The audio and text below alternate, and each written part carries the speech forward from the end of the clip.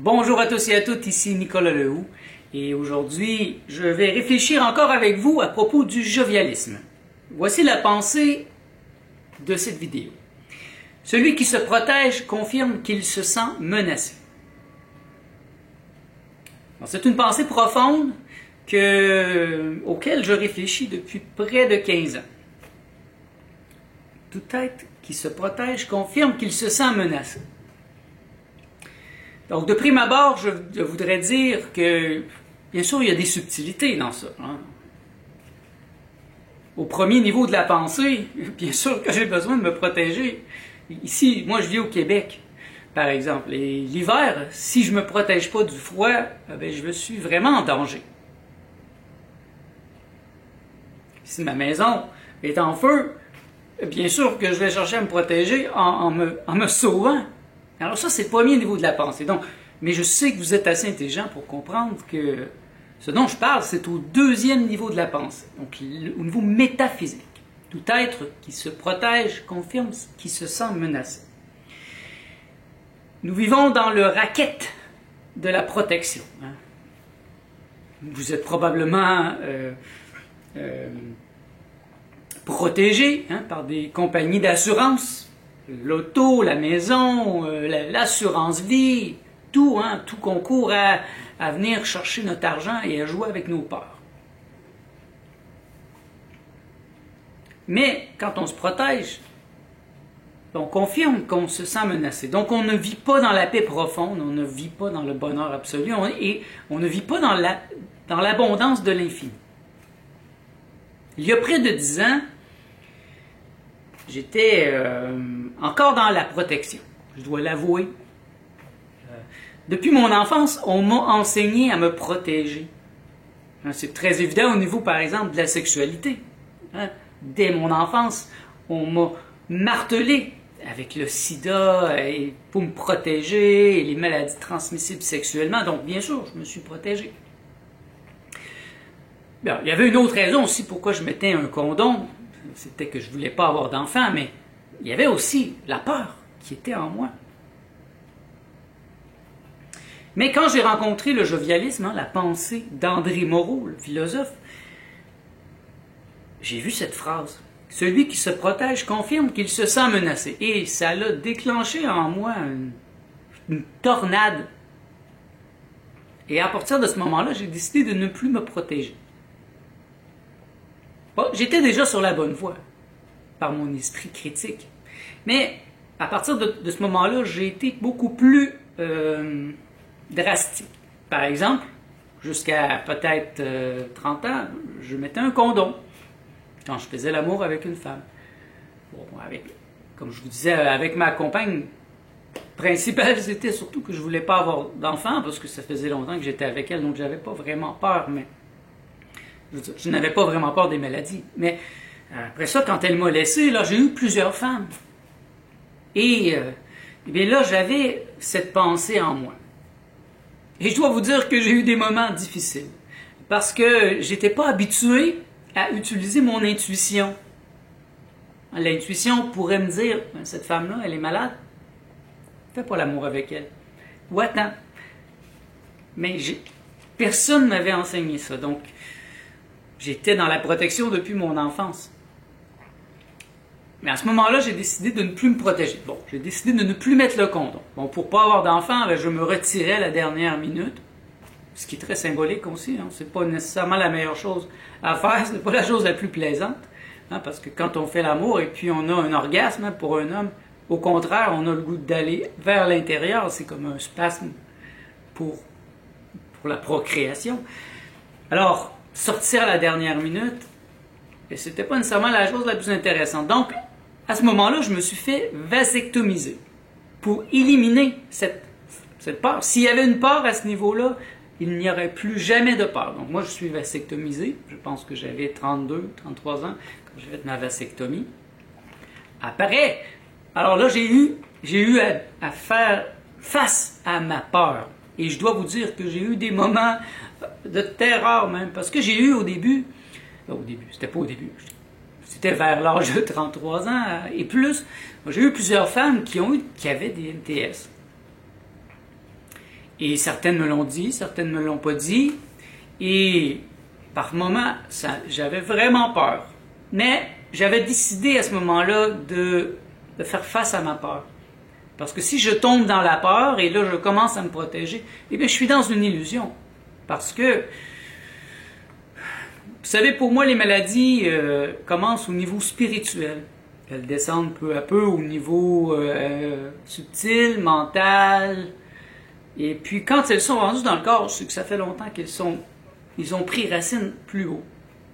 Alors dire qu'une femme ou un homme pourrait me donner une maladie, c'est un peu ridicule à ce propos-là. Donc, me protéger, c'est un peu absurde. Et donc, j'ai dû apprendre à ne pas avoir peur. Et si j'avais peur, ben, d'écouter ma peur, de me dire, ben, il y a peut-être une raison pourquoi je ne me sens pas confortable. Je ne devrais peut-être pas faire l'amour avec cette femme. Un autre exemple, c'est que je n'ai jamais eu d'assurance. Moi, je n'ai jamais cru aux assurances, hein, l'assurance vie, l'assurance ci, l'assurance ça. Donc, je n'ai jamais eu d'assurance. Et quand j'ai rencontré cette phrase, celui qui se protège confirme qu'il se sent menacé, bien, j'étais très heureux d'avoir eu cette intelligence. Parce que je connais des gens qui ont payé des assurances depuis le début de leur vie, de leur vie adulte. Et maintenant, ce sont des vieux. Ils n'ont jamais eu de problème avec leur maison, leur auto. Donc, toute leur vie, ils ont payé à tous les mois un montant. Parce qu'ils ont peur, parce qu'ils se protègent. Alors qu'ils auraient pu prendre cet argent et le mettre dans un compte spécial.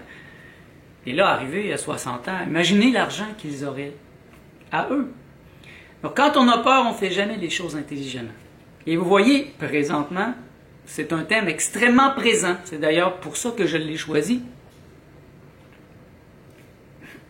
La semaine passée, moi je suis au Québec, et la semaine passée, le premier ministre du Québec a annoncé dans une conférence que nous allons bientôt devoir mettre des masques dans tous les transports en commun. Et devant lui et derrière lui, sur un tableau, c'était marqué, imprimé plusieurs fois, on continue de se protéger. Et si vous allez sur le site du gouvernement du Québec, c'est ça qui est marqué, on continue de se protéger. Tous les publicités à propos du COVID-19, eh bien, il y a cette mention, on continue de se protéger. Vous voyez, on est dans la protection, se protéger. Pour les plus astucieux d'entre vous, remontez 20 ans plus tôt. Dans ma jeunesse, on m'a harcelé avec le sida. Et si vous avez mon âge, vous savez de quoi je parle. C'était partout. Et qu'est-ce qui était le motto? Protégez-vous. J'ai regardé hier sur Google des vieilles publicités des années 80-90 à propos du sida. Et oui, c'était là. Protégez-vous. Et vous allez le voir. C'est très similaire.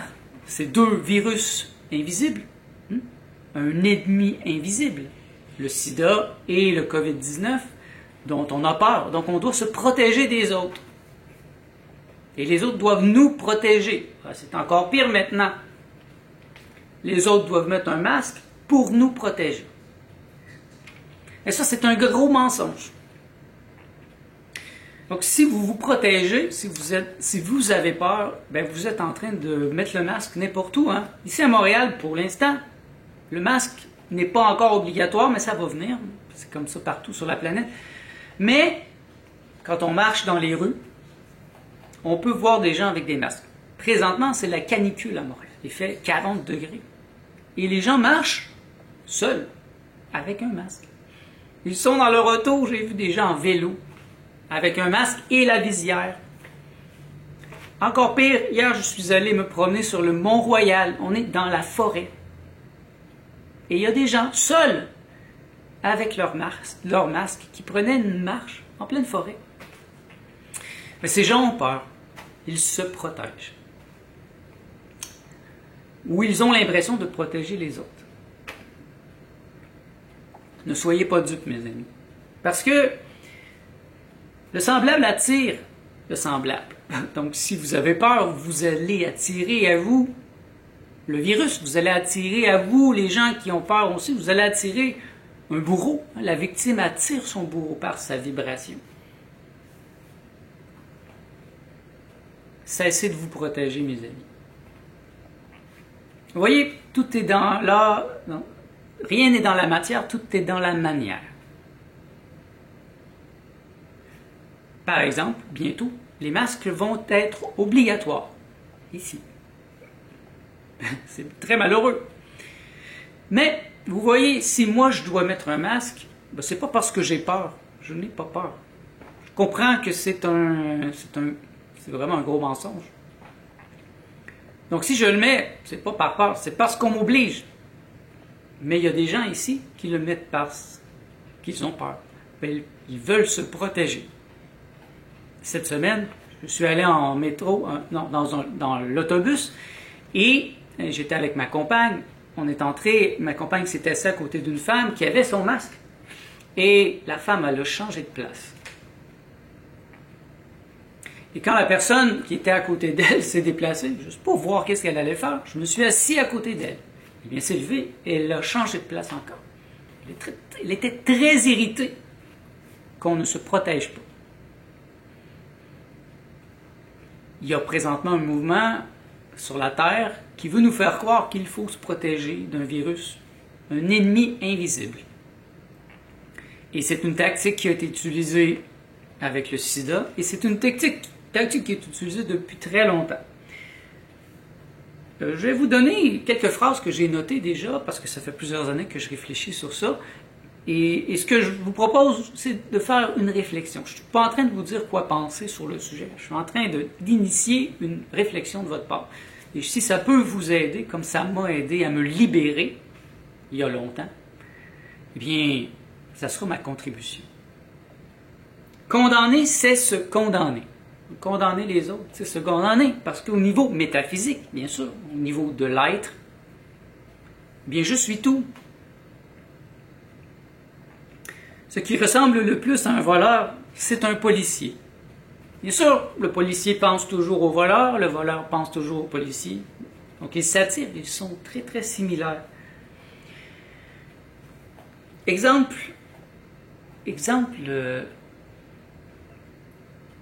mais en fait, je vais vous amener, avec cette réflexion, je veux vous amener à faire confiance à votre être. C'est la confiance hyperbolique. Donc, qu'est-ce que j'ai fait il y a 15 ans, quand j'ai décidé de ne plus me protéger quand je faisais l'amour? C'est de m'en remettre à mon être, m'en remettre à mon intuition, à être à l'écoute des signes. À quoi a l'air cette femme? Qu'est-ce qu'elle sent? C'est quoi le feeling général que j'ai? Pour quelqu'un qui se protège, ben il va pas regarder ces signes-là. Il se dit, ben, moi je mets un condom et puis ça me protège. Mais, comme le disait si bien André Moreau dans l'entrevue avec Julie Schneider, il y a une quinzaine d'années, que je vais mettre ici, je vais la mettre dans la description parce que ça vaut la peine de l'écouter. C'était justement une entrevue avec Julie Schneider, une grande petite journaliste du Québec, qui l'a attaqué sur le sujet de la protection. Et elle était très outrée qu'ils disent qu'il n'a pas besoin d'une petite membrane de caoutchouc, parce qu'il disait que une petite membrane de caoutchouc ne va pas vous protéger de vos mauvaises pensées. Et moi, je l'ai vécu à un certain point. J'ai eu une femme dans ma vie, une courte relation avec une femme qui avait l'herpès génital. Et elle ne me l'avait pas dit. Et ça commençait à me piquer ici en bas, là. mais j'avais rien. J'ai jamais eu de maladie transmissible sexuellement. Mais, puisque je partageais sa pensée, j'étais connecté avec elle télépathiquement. Elle pensait beaucoup à moi. Et moi, j'étais dans une période d'extrême télépathie à ce moment-là. Et je commençais à être irrité. Et pas juste au niveau ici en bas. Hein, ça méritait à tous les niveaux. parce qu'elle pensait à moi et je faisais des rêves avec elle. Elle venait dans mes rêves et le jour, je pensais à elle parce qu'elle pensait à moi. Et à un certain point, j'ai dû lui dire, regarde, sors de mes pensées, arrête de penser à moi, s'il te plaît, parce que tu m'irrites. Et j'ai déjà parlé dans d'autres vidéos à quel point on est connecté avec les gens qu'on aime. Donc, par sympathie, je peux très bien avoir mal un rein parce que ma mère a mal un rein, parce qu'on est connecté télépathiquement et j'ai de l'empathie. Et c'est la même chose. Si vous côtoyez des gens qui ne sont pas bien dans leur peau, qui ont peur, eh bien, cette peur va monter en vous. Il y a des moments, cette semaine, il y a une peur qui est montée en moi, une peur terrible. Mais je me suis dit, j'ai pas peur. Alors, c'est la peur de l'humanité, la peur de tous ces gens présentement, parce qu'on est en avril 2020, non, on est en juillet 2020. Et là, ici, il nous rabâche les oreilles avec une deuxième vague qui est en train de se produire. Et si elle ne se produit pas, ils vont la provoquer. Alors, ils nous forcent à entrer dans un certain moule mondialiste. C'est terrible. Je vais vous donner un exemple de quelqu'un qui a suivi son intuition, mais pas nécessairement consciemment. Il n'était pas nécessairement volontairement conscient. Alors, c'est l'histoire de deux touristes qui étaient dans un pays asiatique, et puis là, cette journée-là, ils voulaient aller faire de la plongée sous-marine. Alors, ils s'en vont, ils plongent dans l'océan, et ils restent quand même un certain temps. Et lorsqu'ils ressortent, qu'ils reviennent à la surface, c'était la destruction totale. Il y avait eu un tsunami. Alors, leur hôtel était détruit, il y avait des morts. Mais eux, ils étaient corrects parce qu'ils étaient dans le fond de l'océan. Qu'est-ce que ça signifie? Eh bien, le fond de l'océan, c'est l'être, l'intuition. S'ils n'avaient pas suivi leur intuition, eh bien, ils seraient morts. Et les animaux ont un sixième sens, parce que c'est très connu. Lorsqu'il arrive un tsunami ou des choses comme ça, beaucoup d'animaux, ou sinon la majorité des animaux, sont déjà ailleurs. Ils ont comme un pressentiment et ils s'en vont. Alors que nous, les êtres humains, on est dans le mental, donc souvent les intuitions ne passent pas. Et c'est le mental qui dit, ben non, je suis en vacances, non, je vais aller sur la plage. Et c'est ce que j'ai dû faire il y a 15 ans. J'ai dû travailler fort. Et parfois, j'avais tellement peur que ça me faisait presque perdre le contrôle. Mais je me suis pas protégé. Alors j'ai dû remettre de l'avant mon intuition et vraiment travailler sur ça. Et prendre le risque. Oser. Oser, parce que si j'ai besoin de me protéger, par exemple, avec une femme, pour faire l'amour avec elle, c'est déjà un bon signe que je devrais peut-être pas. Parce que là, j'ai aucun danger de faire des enfants. Moi, je suis vasectomisé, donc la seule peur qui pourrait rester, eh bien, c'est ça, c'est la peur d'avoir une maladie. Et plusieurs femmes n'ont pas voulu faire l'amour avec moi, parce qu'elles n'étaient pas dans la confiance, elles étaient dans la peur. Et je leur disais, non, moi, je ne me protège pas. Je ne me sens pas menacé. Et je n'ai pas de maladie. Donc, si tu veux te protéger, tu veux que je me protège, mais il y a un problème. Il y a quelque chose qui ne fonctionne pas. On devrait attendre. Attendons. Ou, laisse-moi, tout simplement. Une autre pensée dans cette ligne-là. Nous attirons à nous les choses. C'est la loi d'attraction, en fait. Vous avez peut-être vu le documentaire. On attire à nous ce à quoi on pense. Donc, si constamment je vis dans la peur, eh bien, c'est possible que l'objet de ma peur se présente très rapidement dans ma vie, très fortement.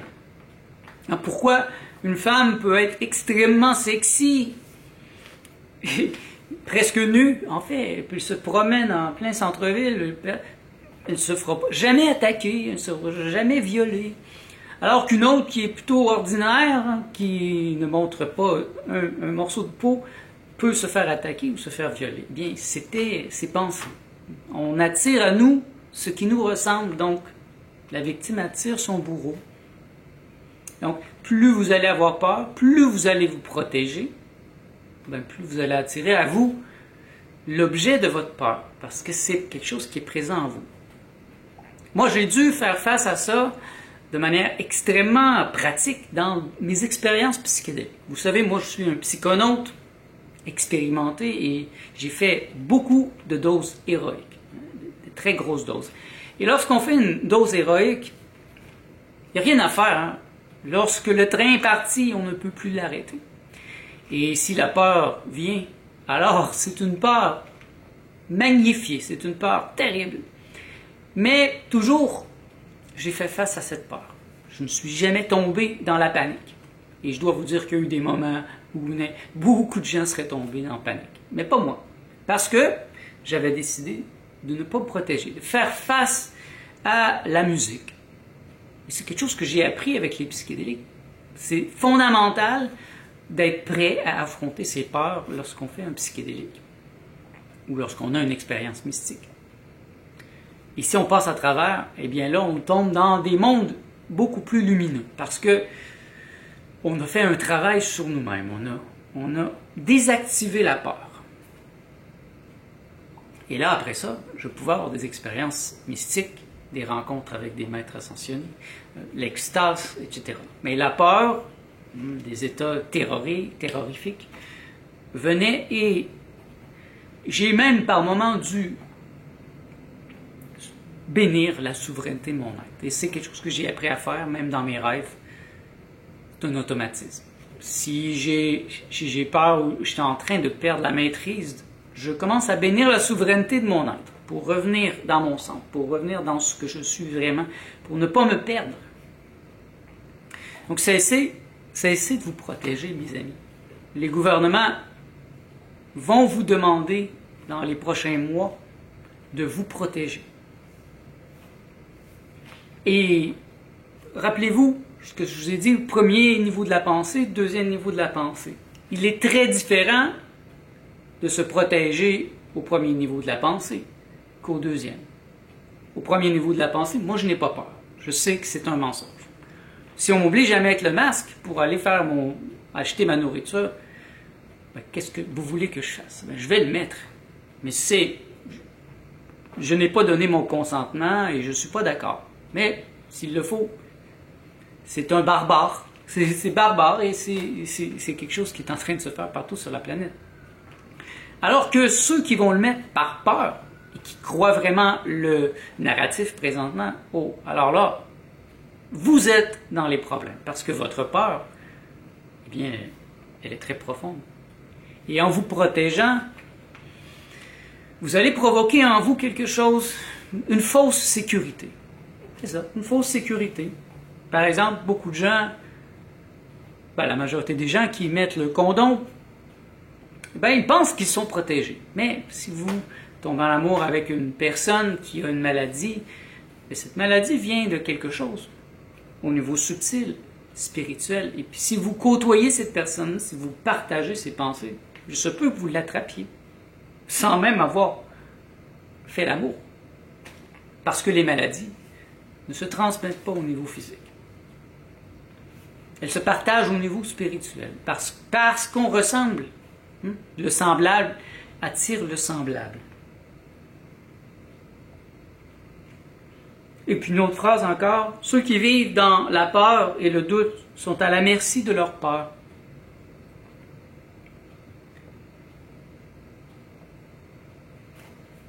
Mes amis, cessez de vous protéger. Malgré tout ce que vous allez entendre, malgré toute la programmation que vous avez eue depuis que vous êtes jeune, il est beaucoup mieux d'affronter ses peurs, une fois pour toutes, même si ça fait mal, même si ça nous met dans un état pas possible.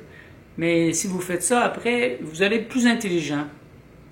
Vous allez cesser de vous protéger. Vous allez appeler votre compagnie d'assurance, vous allez leur dire « j'en ai plus besoin ». Et je me rappelle quand j'étais à la banque il y a 10 ans, c'était pour une autre chose, elle m'avait dit « ah, vous n'avez pas d'assurance, monsieur, j'aimerais bien vous en parler ». Je dis « non, madame ». Je lui ai dit « tout être qui se protège confirme qu'il se sent menacé ». Alors, dire ça à un banquier, elle m'a regardé avec un regard... elle croyait que j'étais fou. Je m'en fous. J'ai jamais donné d'argent à ces compagnies, à ces voleurs, qui de toute façon, au moment où vous en avez le plus besoin, vont trouver un moyen de ne pas vous donner votre argent. Donc, et j'ai cessé de me protéger à tous les niveaux. Ouais, sauf au niveau subtil, au premier niveau de la pensée. Donc oui, bien sûr, je vais me protéger. Me protéger. Vous voyez, j'ai ça ici pour me protéger des 5G, toutes les ondes électroniques, les ondes comme la 5G et la 6G qui s'en vient. Alors, ça, c'est au premier niveau de la pensée. Donc, je me protège, oui, je me protège de la chaleur. Je me mets un chapeau pour ne pas attraper un coup de soleil. Mais au niveau métaphysique, je vis dans la confiance hyperbolique. Et ça, c'est important de faire la différence. Faites la différence entre ces deux niveaux, parce que les gens pourront rire de vous. Alors, vous pourrez leur dire qu'il y a une différence entre le premier niveau de la pensée, qui est le niveau de Monsieur Tout-le-Monde, le niveau de la loi générale, et il y a le deuxième niveau de la pensée, qui est le niveau de l'homme éveillé, de l'homme conscient, de la personne volontairement consciente. Donc, en parallèle, si vous voulez continuer la réflexion, moi, dans la description ici, je vais mettre un lien vers une émission de radio que j'ai déjà fait. Moi, j'avais une émission de radio il y a quelques années, Propos sur le bonheur, et nous avions fait une émission sur le sujet. Donc, ça va vous permettre d'aller un peu plus loin. Je vais mettre aussi l'entrevue avec André Moreau, avec Julie Schneider, qui a été faite il y a peut-être 15 ans, et c'était un coup monté. Vous allez remarquer, Julie Schneider est extrêmement dangereuse dans cette entrevue, mais André Moreau s'en sort avec brio et la remet à sa place. Et vous allez comprendre qu'elle l'a attaqué exactement sur ce point. Celui qui se protège confirme qu'il se sent menacé.